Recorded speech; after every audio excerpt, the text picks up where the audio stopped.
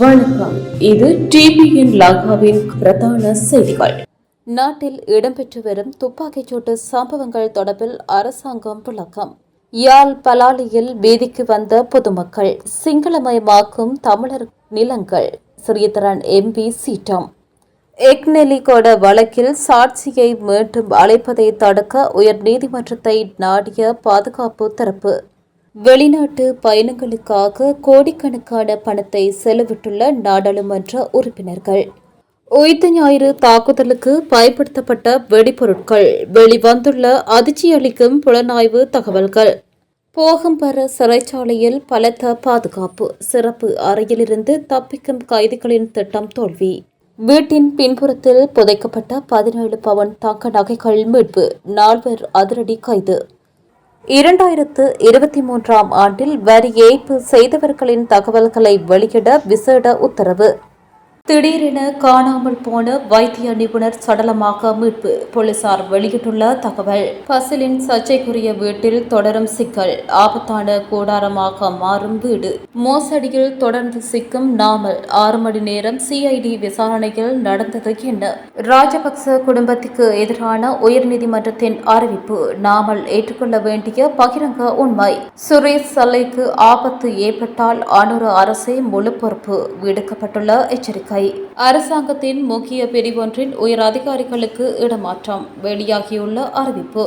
விமல் கமன்பில உட்பட 6 பேருக்கு எதிராக நீதிமன்ற அவமதிப்பு வழக்கு பதிவு. நீதிபதியின் வருகை நுழைவாயிலில் ரகசியமாக நுழைந்த கேமரத்ன தேரர், ஆரம்பமாகிறது அடுத்த விசாரணை. நாளை மறுதினம் செவ்வாய்க்கிழமை யாழ்ப்பாணத்தில் நடைபெறவுள்ள சர்வதேச காணாமலாக்கப்பட்டோர் தினத்துக்கு மாத்தறை பிரலன்சில் பகுதியில் உள்ள 1.5 ஏக்கர் தென்னந்தோட்டத்தில் அரைவாசி கட்டப்பட்டு கைவிடப்பட்டுள்ள கட்டடம் சட்டவிரோத செயல்களில் ஈடுபடும் நபர்களின் கூடாரமாக மாறியுள்ளதாக தகவல் வெளியாகியுள்ளது. அந்த கட்டடம் முன்னாள் அமைச்சர் பசில் ராஜபக்சவினால் முறையிட்ட விதத்தில் ஈட்டப்பட்ட பணத்தை பயன்படுத்தி கொள்வனவு செய்ததாக சந்தேகிக்கப்படுகின்றது. இந்த காணியை கொள்வனவு செய்தது தொடர்பாக தாக்கல் செய்யப்பட்ட வழக்கு மாத்தறை நீதவான் நீதிமன்றத்தில் விசாரணையில் உள்ளது. விசாரணையில் இருக்கும்போதே வழக்கறிஞரின் தலையீட்டுடன் இக்கட்டடத்தின் நிர்மாணப் பணிகள் மேற்கொள்ளப்பட்டதாக அந்த பகுதி மக்கள் தெரிவித்துள்ளனர். குறித்த காணியை கொள்வனவு செய்தது தொடர்பில் மாத்தறை நீதவான் நீதிமன்றத்தில் விசாரிக்கப்படும் வழக்குக்கு பல சந்தர்ப்பங்களில் பசில் ராஜபக்ச முன்னிலையாக தவறியுள்ளார். இதன் காரணமாக பசில் ராஜபக்சவின் பிணைப்பணத்தை பறிமுதல் செய்யவும் அவரது பிணைதாரிகளிடம் இருந்து பிணைப்பணத்தை அறவிட்டுக் கொள்ளவும் மாத்தறை பிரதான நீதவான் உத்தரவிட்டிருந்தார். அத்துடன் பசில் ராஜபக்சவை கைது செய்து நீதிமன்றத்தில் முன்னிலைப்படுத்துமாறு நீதிமன்றத்தினால் பிறப்பிக்கப்பட்ட பிடியாணை எதிர்வரும் அக்டோபர் மாதம் 27ஆம் தேதி வரை நீடிக்கவும் உத்தரவிடப்பட்டுள்ளது. நீதிமன்றத்தில் நடைபெற்று வரும் வழக்குக்கு தொடர்புடைய காணியில் கட்டப்பட்டுள்ள வீடு தொடர்பில் மேற்கொள்ளப்பட்ட சோதனையின் போது அதற்குள் சட்டவிரோத செயல்கள் இடம்பெற்று வருவதும் கண்டுபிடிக்கப்பட்டுள்ளது. அங்கு வெற்று மதுபான போத்தல்கள், தீப்பெட்டிகள், லைட்டர்கள், படுக்கை விரிப்புகள், ஊசிகள் மற்றும் ஊசி செலுத்தும் உபகரணங்களும் ஆங்காங்கே காணக்கூடியதாக இருந்தன. இந்த கட்டடத்தை பல்வேறு குழுக்கள் அல்லது நபர்கள் பல்வேறு சட்டவிரோத நடவடிக்கைகளுக்காக பயன்படுத்துவதாக சந்தேகிக்கப்படுகின்றது.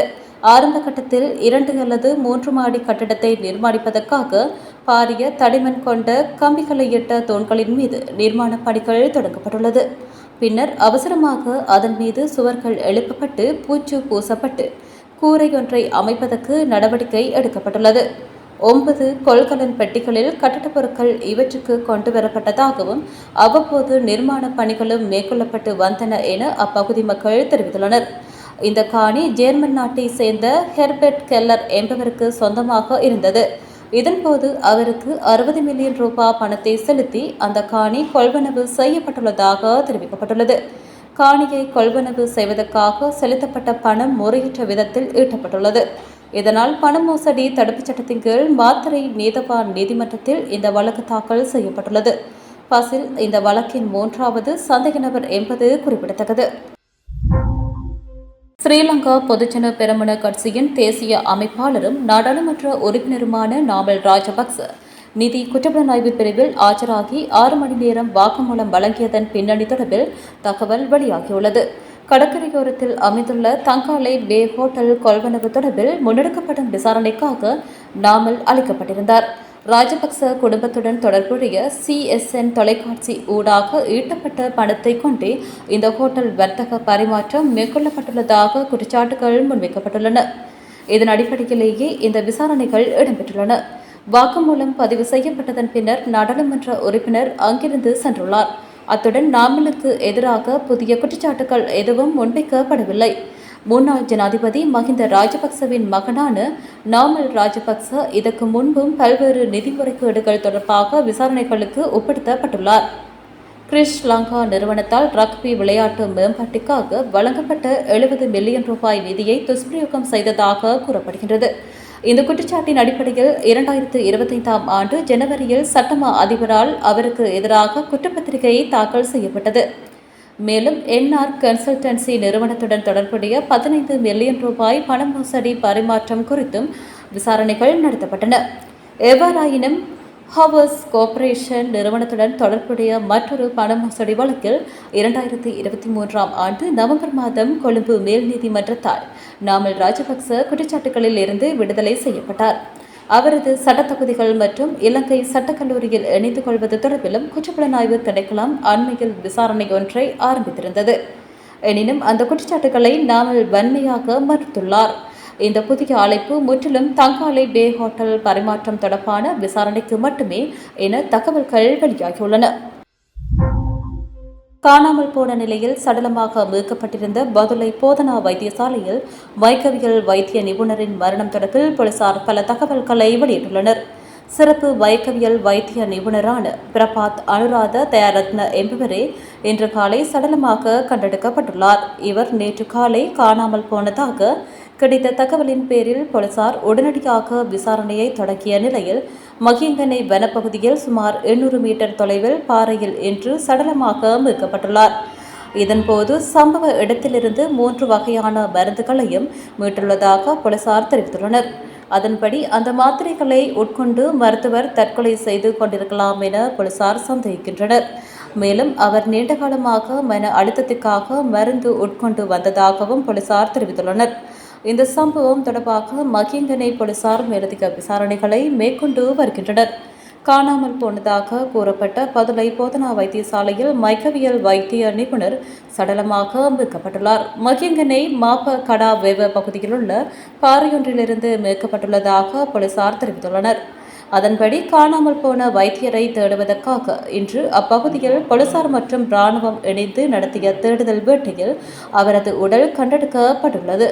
இதற்கமைய நடத்தப்பட்ட விசாரணையில் வைத்தியரின் உடலுக்கு அருகில் ஒரு வகை மருந்து மாத்திரைகள் கண்டெடுக்கப்பட்டதாகவும் போலீசார் தெரிவித்தனர். இந்த சம்பவம் குறித்து மகிங்கனை போலீசார் மேலதிக விசாரணைகளை நடத்தி வருகின்றனர். பதுளை போதனா வைத்தியசாலையில் மயக்கவியல் வைத்திய நிபுணர் ஒருவர் காணாமல் போயுள்ளதாக போலீசார் தெரிவித்துள்ளனர். குறித்த வைத்திய நிபுணர் நேற்று காலை பணியில் இருந்ததன் பின்னர் காணாமல் போயுள்ளார். பதுளை போதனா வைத்தியசாலையில் மயக்கவியல் வைத்திய நிபுணராக பணிபுரியும் கண்டியை சேர்ந்த திருமணமான வைத்தியரே இவ்வாறு காணாமல் போயுள்ளார். இதனையடுத்து முன்னெடுக்கப்பட்ட விசாரணையில் மீக ககிவுள்ள பகுதியில் பொருத்தப்பட்டிருந்த CCTV கேமராவில் அந்த வைத்தியரின் கார் மகிங்கனை நோக்கிச் செல்வது பதிவாகியுள்ளது. இதற்கமைய நடத்தப்பட்ட விசாரணையில் பதுளை மகிங்கனை கால்வாய் வீதியில் உள்ள 17வது தூண் பகுதியில் நேற்றிரவு கார் கண்டுபிடிக்கப்பட்டுள்ளது. அதன்படி காணாமல் போன வைத்தியரை தேடுவதற்காக போலீசார் குற்ற நிகழ்வு அதிகாரிகள் மற்றும் இராணுவத்தினர் இணைந்து இன்று அப்பகுதியில் தேடுதல் நடவடிக்கையை மேற்கொண்டுள்ளனர். வைத்தியரின் கார் கண்டெடுக்கப்பட்ட இடம் யானைகள் நிறைந்த காடு என்றும் வனவிலங்கு அதிகாரிகளும் அழைக்கப்பட்டுள்ளதாக போலீசார் தெரிவித்துள்ளனர். பொருளாதார மீளெழுச்சி தொடர்பில் ஆலோசனை வழங்கும் நாமல் ராஜபக்ச தனது குடும்பம்தான் நாட்டை வங்குரோத்து நிலைக்கு தள்ளியது என்பதை பகிரங்கமாக ஏற்றுக்கொள்ள வேண்டும் என்று சுகாதாரத்துறை அமைச்சர் நலிந்த ஜேதிச தெரிவித்துள்ளார். கொழும்பில் இடம்பெற்ற செய்தியாளர் சந்திப்பொன்றின் போதே அவர் மேற்கண்டவாறு குறிப்பிட்டார். தொடர்ந்தும் தெரிவிக்கையில் பொருளாதாரம் பாதிக்கப்பட்டு விட்டது, நாட்டு மக்கள் பாதிக்கப்படுகின்றார்கள் என்று நாமல் ராஜபக்ச தற்போது முதலை கண்ணீர் வடிக்கின்றார். ஆனால் பொருளாதார பாதிப்புக்கான அடிப்படை காரணத்தை அவர் எவ்விடத்திலும் குறிப்பிடுவதில்லை. 2022ஆம் ஆண்டு ராஜபக்ச குடும்பம் பொருளாதார ரீதியாக எடுத்த தவறான தீர்மானங்களினால் தான் நாடு வங்குரோத்து நிலையடைந்தது என்பதை உயர்நீதிமன்றம் ஏகமனதாக அறிவித்தது. பொருளாதார பாதிப்பிலிருந்து மீள்வதற்குத்தான் சர்வதேச நாணய நிதியத்தின் ஆதரவு பெற்றுக் கொள்ளப்பட்டது.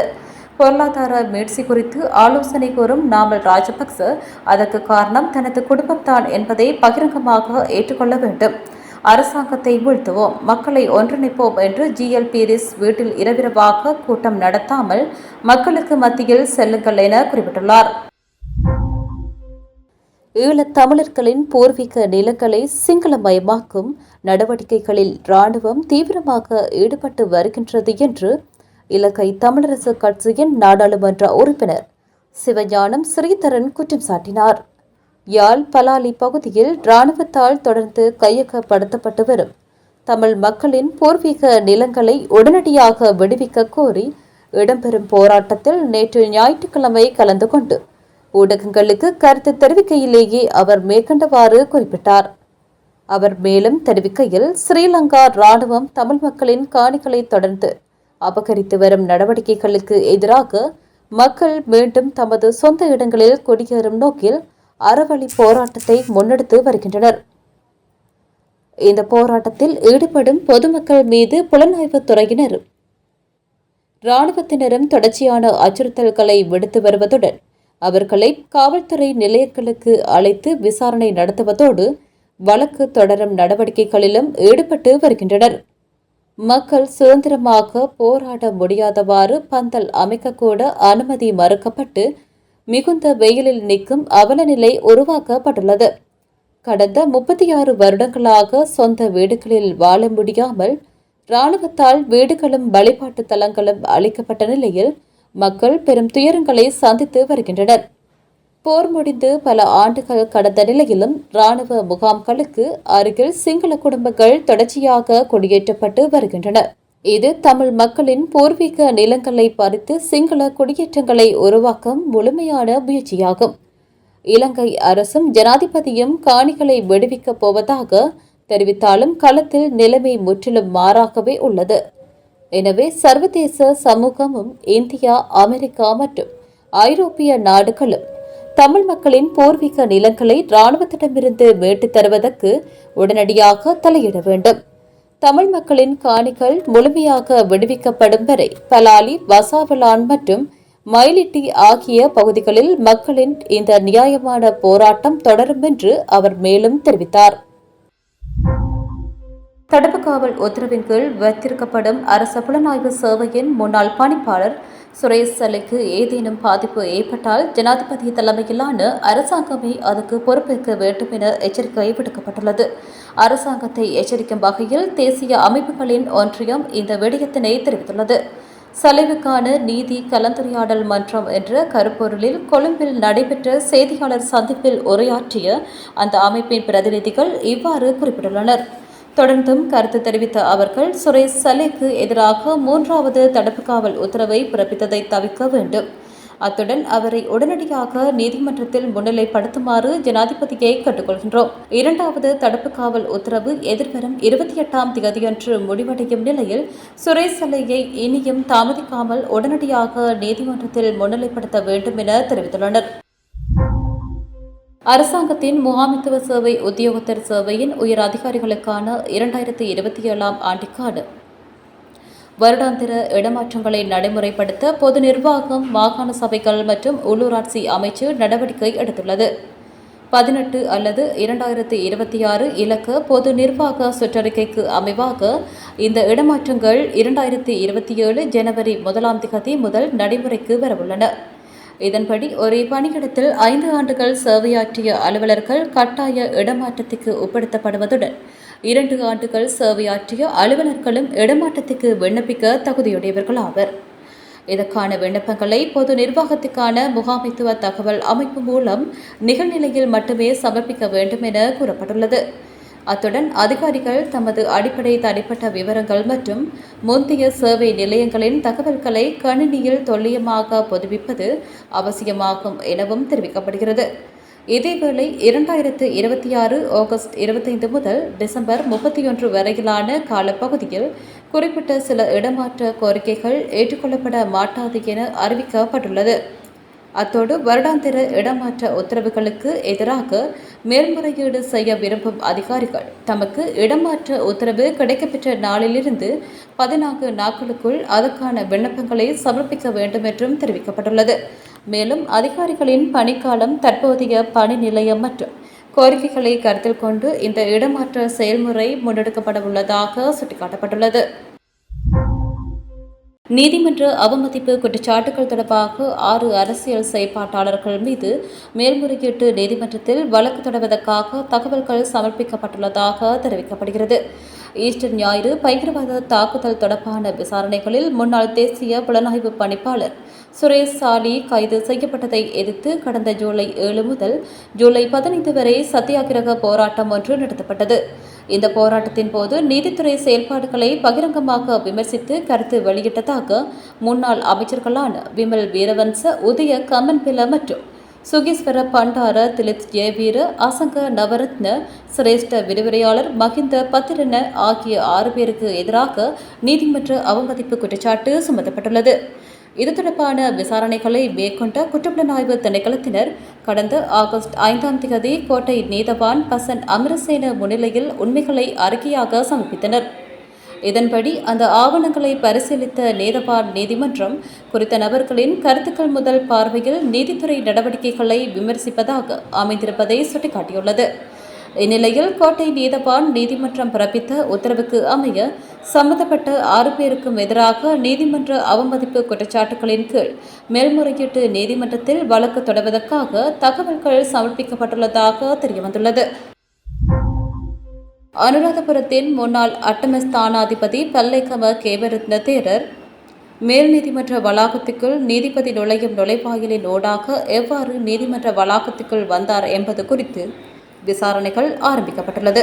சிறுமியொருவரை தகாத செயற்பாட்டுக்கு உட்படுத்தியதாக குற்றம் சாட்டப்பட்டுள்ள சம்பவம் தொடர்பில் நீதிமன்றத்தில் குற்றம் சாட்டப்பட்டுள்ள சந்தேக நபர் எவ்வாறு கடந்த 21ஆம் தேதி நீதிமன்றத்துக்கு வருகை தந்தார் என்பது தொடர்பான விசாரணை அறிக்கையை சமர்ப்பிக்குமாறு நீதிமன்றம் உத்தரவிடப்பட்டுள்ளது.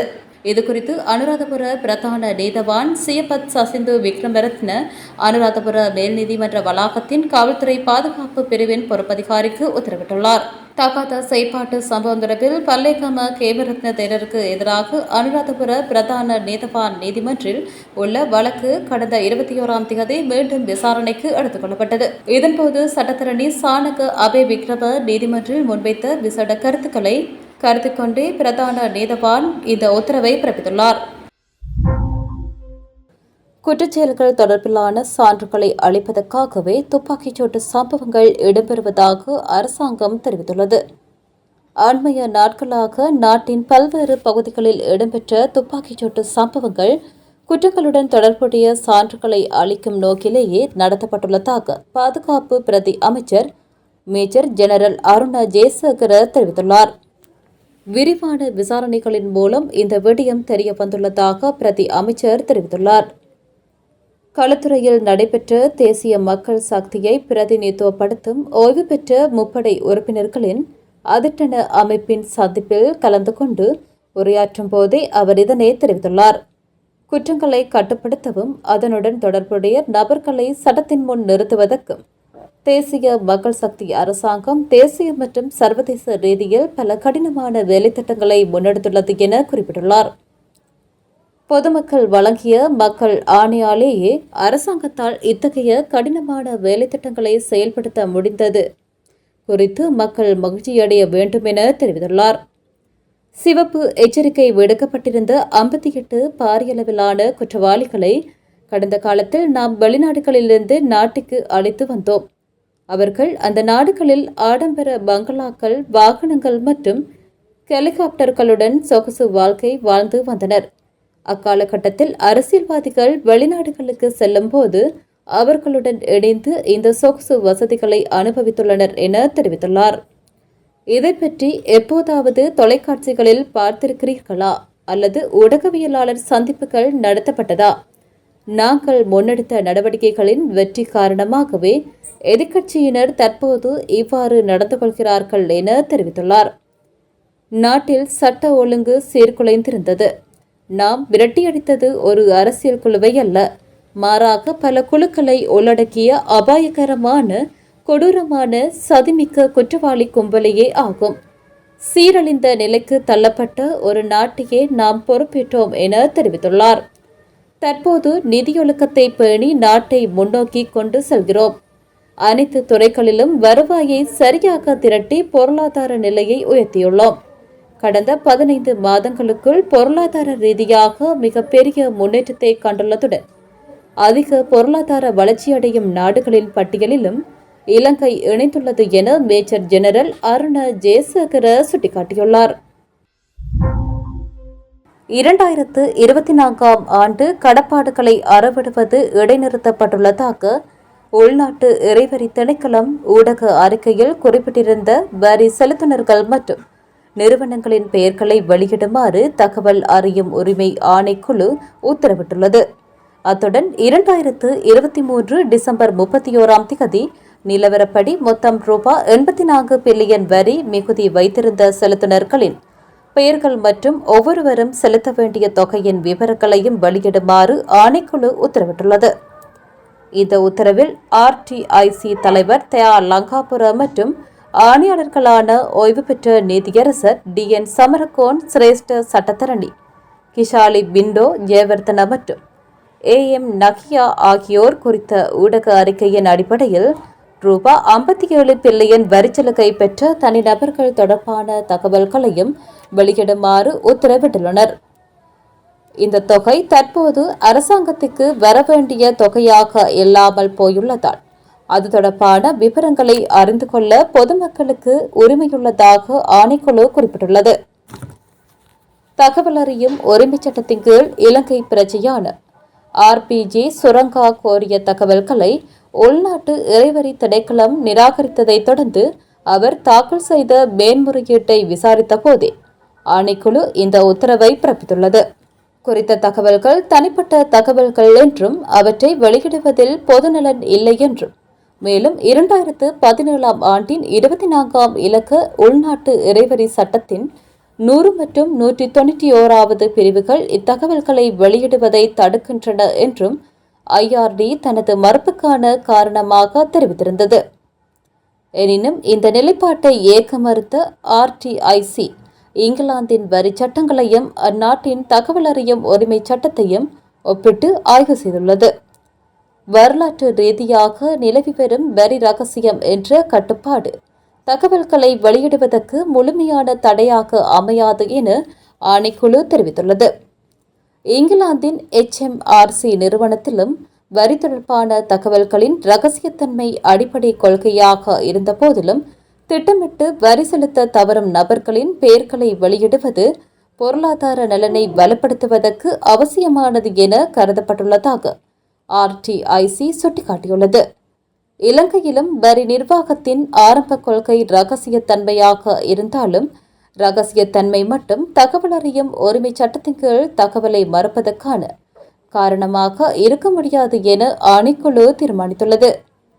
குறிப்பாக பொதுமக்களின் நிதியை பாதிக்கும் வரி பாக்கியாளர்கள் தொடர்பான தகவல்களை அறிந்து கொள்வதில் பொதுநலன் காணப்படுவதால் தகவல் அறியும் உரிமை சட்டத்தின் பிரிவின் கீழ் பொதுநலன் அடிப்படையில் தகவல் வெளியிடப்பட வேண்டும் என ஆணைக்குழு தெரிவித்துள்ளது. விகிதாசார சோதனை பயன்படுத்தப்பட வேண்டும். தகவல்களை வெளியிட மறுப்பதற்கு IRD பொதுவான இரகசியத்தன்மையை அல்ல, குறிப்பிட்ட பாதிப்பை நிரூபிக்க வேண்டும் என RTIC வலியுறுத்தியது. மேலும் இங்கிலாந்தின் HMRC நடைமுறையில் திட்டமிட்டு குறைவாக வரி செலுத்தியதாக கண்டறியப்படும் தனிநபர்கள் மற்றும் நிறுவனங்களின் விவரங்களை வெளியிடும் நேம் அண்ட் ஷேம் நடைமுறை அமுலில் இருப்பதையும் ஆணைக்குழு சுட்டிக்காட்டியுள்ளது. ஊடகவியலாளர் பிரகீத் எக்னலிகொட காணாமல் போனவை தொடர்பான வழக்கில் முக்கிய சாட்சியொருவரை மீண்டும் சாட்சியமளிக்க அழைப்பதற்கு தடை விதிக்குமாறு கோரி பாதுகாப்பு தரப்பு உயர்நீதிமன்றத்தில் மனு ஒன்றை தாக்கல் செய்துள்ளது. இந்த வழக்கு கொழும்பில் அமைக்கப்பட்டுள்ள நிரந்தர மூவரடங்கிய விசேட மேல் நீதிமன்றத்தில் விசாரணைக்கு எடுத்துக் கொள்ளப்பட்டு வருகிறது. முன்னதாக நடைபெற்ற விசாரணையொன்றின் போது வழக்கு தொடர்னர் தரப்பு 4வது சாட்சியான சுமதிபால சுரேஷ் என்றழைக்கப்படும் முரளியை மீண்டும் சாட்சியமளிக்க அழைக்க நீதிமன்றத்திடம் அனுமதி கோரியிருந்தது. இதற்கு பாதுகாப்பு தரப்பு எதிர்ப்பு தெரிவித்திருந்த போதிலும் வழக்கு தொடர்னர் தரப்பின் கோரிக்கைக்கு நீதிமன்றம் அனுமதி வழங்கியது. இதனையடுத்து குறித்த சாட்சியை மீண்டும் அளிப்பதற்கு தடை விதிக்கும் உத்தரவை பெறுவதற்காக உயர்நீதிமன்றத்தை நாடவுள்ளதாக பாதுகாப்பு தரப்பு விசேட நீதிமன்றத்துக்கு அறிவித்தது. அதன்படி பாதுகாப்பு தரப்பினரால் உயர்நீதிமன்றத்தில் மனு தாக்கல் செய்யப்பட்டுள்ளதுடன் குறித்த மனுவின் பிரதிகளும் விசேட நீதிமன்றத்தில் சமர்ப்பிக்கப்பட்டுள்ளன. வவுனியாவில் வீடொன்றுக்குள் நுழைந்து அங்கு வைக்கப்பட்டிருந்த 16,750 பவுன் நகைகளை திருடிய குற்றச்சாட்டில் 4 பேரை கைது செய்துள்ளதாக வவுனியா குற்றத்தடுப்பு போலீசார் தெரிவித்துள்ளனர். இந்த சம்பவம் இன்று நடந்துள்ளது. கடந்த 20ஆம் தேதி வவுனியா தேக்கவத்தை பகுதியில் உள்ள வீடு ஒன்றுக்குள் நுழைந்து சிலர் வீட்டின் அலமாரியில் வைக்கப்பட்டிருந்த சுமார் 16,750 பவுன் தங்க நகைகளை திருடியிருந்தனர். இது தொடர்பாக வவுனியா தலைமை போலீஸ் நிலைய குற்றத்தடுப்பு பிரிவு போலீசாருக்கு முறைப்பாடு வழங்கப்பட்டிருந்தது. இதற்கமைய விசாரணைகளை முன்னெடுத்த போலீசார் சம்பவத்துடன் தொடர்புடைய 4 பேரை கைது செய்துள்ளதுடன் அவர்களிடமிருந்து திருடப்பட்ட 14 பவுன் நகைகளையும் கைப்பற்றியுள்ளனர். சம்பவத்துடன் தொடர்புடைய பிரதான சந்தேக நபர் திருடப்பட்ட வீட்டுக்கு அருகில் வசிப்பவர் என போலீஸ் விசாரணைகளில் தெரியவந்துள்ளது. குறித்த நபர் திருடிய ஒரு பகுதி நகைகளை யாழில் அமைந்துள்ள வீட்டின் பின்புறத்தில் புதைத்து வைத்துள்ளார். மேலும் ஒரு தொகுதி நகைகள் வவுனியா கடைவீதியில் அமைந்துள்ள பிரபல அடகு நிலையத்தில் அடைவு வைக்கப்பட்ட நிலையில் மீட்கப்பட்டதாக போலீசார் தெரிவித்தனர்.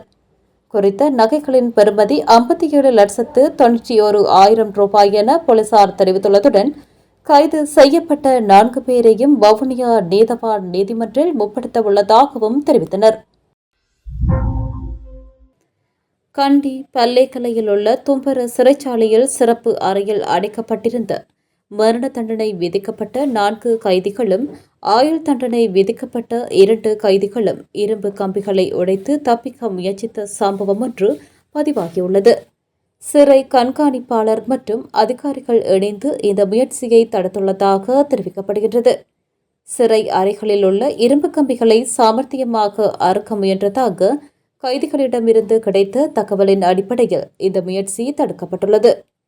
மேலும் அந்த அறையில் இரும்பு கம்பிகளை அறுக்க பயன்படுத்தப்பட்ட பிற உபகரணங்களையும் சிறை அதிகாரிகள் கண்டெடுத்துள்ளனர். இதற்கமைய சிறை நிர்வாகம் மரண தண்டனை விதிக்கப்பட்ட கைதிகளை வெலிக்கடை சிறைக்கும் மற்ற கைதிகளை அங்குனு கொலபெலச சிறைக்கும் மாற்றுவதற்கான நடவடிக்கைகளை எடுத்துள்ளது. சிறை அறையில் இரும்பு கம்பிகளை வெட்டுவதற்காக இந்த கைதிகள் சிறிய ஆயுதங்களை எவ்வாறு பெற்றனர் என்பது குறித்தும் விசாரித்து வருகின்றனர். இந்த சம்பவத்தை தொடர்ந்து சிறையில் பாதுகாப்பை பலப்படுத்த நடவடிக்கை எடுத்துள்ளனர். கைதிகளின் தப்பிக்கும் முயற்சிக்கு சில சிறை அதிகாரிகளும் மேலும் பல கைதிகளும் உதவி செய்தார்களா என்பது குறித்து தற்போது விசாரித்து வருவதாக சிறை வட்டாரங்கள் தெரிவிக்கின்றன. உயிர்த்த ஞாயிறு குண்டு தாக்குதல் தொடர்பில் பல வெளிநாட்டு புலனாய்வு அமைப்புகள் விசாரணை நடத்தி வருகின்றன. FBI, ஆஸ்திரேலிய பெடரல் போலீஸ் மற்றும் ஸ்காட்லாந்து யார்ட் ஆகியவை நடத்திய விசாரணைகள் இவை அனைத்திற்கும் மத்தியில் மிக முக்கியமானதாகும். இவர்கள் 2 விசாரணைகளை நடத்தியுள்ளதுடன் அவற்றிலொன்று டிஜிட்டல் சான்றுகள் பகுப்பாய்வு ஆகும். இரண்டாவது இந்த தாக்குதலுக்கு பயன்படுத்தப்பட்ட வெடிபொருட்கள் தொடர்பான விசாரணைகள் ஆகும். ஈஸ்டர் ஞாயிறு தாக்குதல் தொடர்பான அறிக்கைகளை வரவழைத்து ஜனாதிபதியை பரிசீலிக்குமாறு சட்டத்தரணி சஞ்சீவ வீர விக்ரம தெரிவித்துள்ளார்.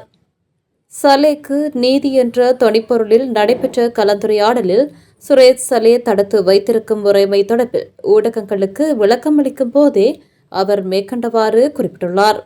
அவர் மேலும் தெரிவிக்கையில், அனைத்து டிஜிட்டல் பயன்பாடுகள் தொடர்பான விசாரணையை ஆஸ்திரேலிய பெடரல் போலீஸ் துறையும் அமெரிக்காவின் FBI தெளிவாக கூறியுள்ளது என்னவென்றால், இது இலங்கையில் தயாரித்து பயன்படுத்தப்பட்டவை அல்ல.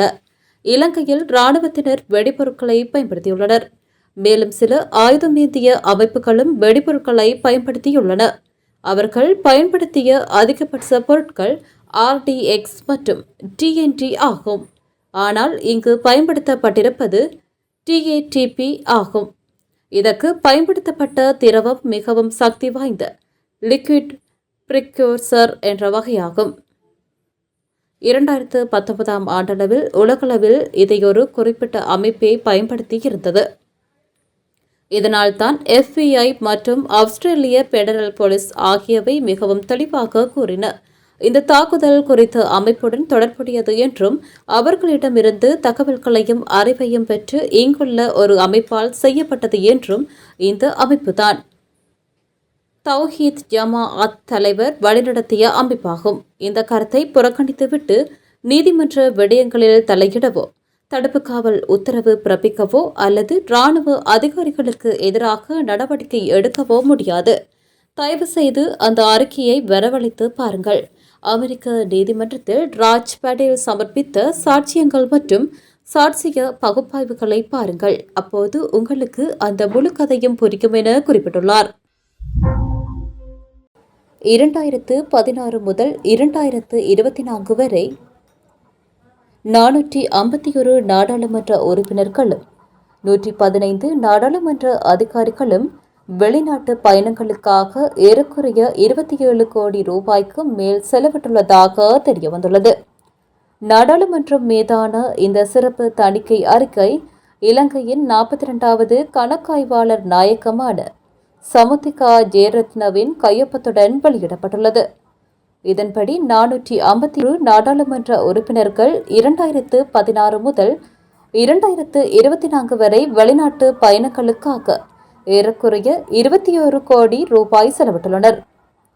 115 நாடாளுமன்ற அதிகாரிகள் 2016 முதல் 2024 வரை 83 வெளிநாட்டு பயணங்களுக்காக 5 கோடி ரூபாய்க்கும் அதிகமாக செலவிட்டுள்ளனர்.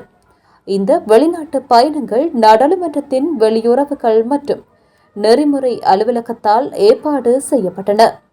இருப்பினும் வெளிநாட்டு பயிற்சி திட்டங்களில் பங்கேற்பதன் மூலம் அதிகாரிகள் பெறும் அறிவையும் அனுபவத்தையும் நாடாளுமன்றத்தில் தெரிவிப்பதற்கு முறையான அமைப்பு எதுவும் இல்லை என்பதையும் அதிகாரிகள் கண்டறிந்துள்ளனர். சம்பள உயர்வுகள் வழங்கும் போது ஏனைய அரசு அதிகாரிகளை விட நாடாளுமன்ற அதிகாரிகளுக்கு சிறப்பு சலுகைகள் வழங்குவதற்கான இந்த காரணங்களையும் கண்டறியவில்லை என்றும் குறிப்பிடுகின்றது. அனைவரது ஆதரவை கோரியுள்ள காணாமல் போன ஆட்கள் பற்றிய அலுவலகம் காணாமல் ஆக்கப்பட்டோரின் குடும்பங்களுக்கான உதவிகளை துரிதப்படுத்துவதுடன் விசாரணைகளை தீவிரமாக முன்னெடுத்து வருவதாகவும் தெரிவித்துள்ளது. யாழ்ப்பாண மாவட்ட செயலகத்தில் நடைபெறவுள்ள சர்வதேச காணாமல் ஆக்கப்பட்டோர் தின நிகழ்வு குறித்தும் காணாமல் போன ஆட்கள் பற்றிய அலுவலகத்தின் செயற்பாடுகள் மற்றும் எதிர்கால திட்டங்கள் குறித்து விளக்கம் அளிக்கும் விசேட ஊடக